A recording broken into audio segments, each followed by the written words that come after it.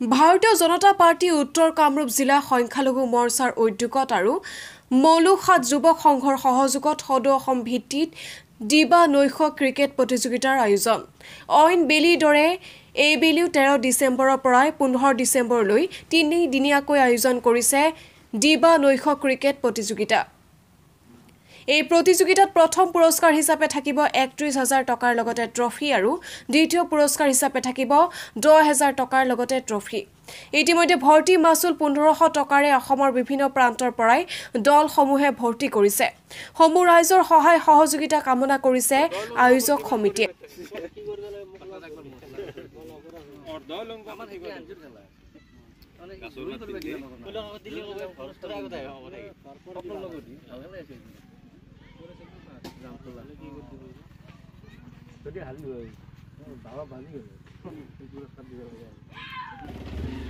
বহুত পইচা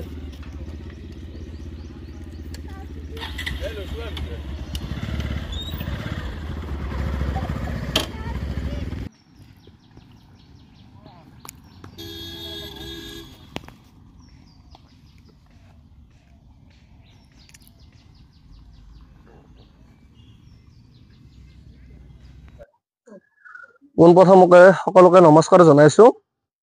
আমি অহা ডিসেম্বৰত 13, 14, 15 তাৰিখে তিনিদিনীয়া কাৰ্যসূচীৰে আমি এখন দিবানৈশক prize money tennis ball cricket প্ৰতিযোগিতা আয়োজন কৰিছো লগতে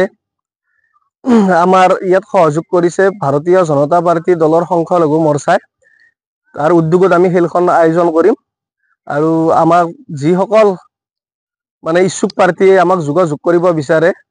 যোগাযোগ কৰিব পৰা নম্বৰটো হ'ল 7002694309 আৰু আমি বাকিবোৰ নম্বৰ ধৰিলেও আপোনাৰ বেনাৰত দিয়া আছে আপোনালোকে বেনাৰখন চালে গম পাব তাতো যোগাযোগ কৰিব পাৰিব আৰু জইন ফিজটো হৈছে আমাৰ 1500 টকা আৰু আপোনাৰ প্ৰথম প্ৰাইজ ৰাখিছো আমি ৩১,০০০ টকা আৰু দ্বিতীয় প্ৰাইজ আছে ১৯,০০০ টকা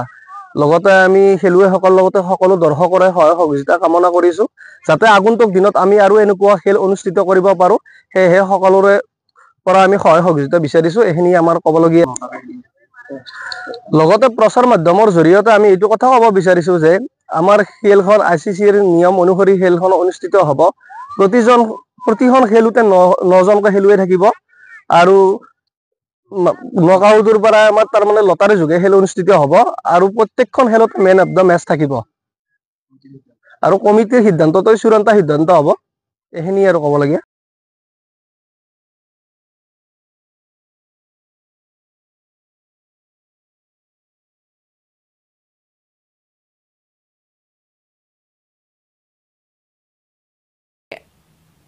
ৰঙিয়াৰ পৰা সৰু খানৰ ৰিপৰ্ট ডেইলি 24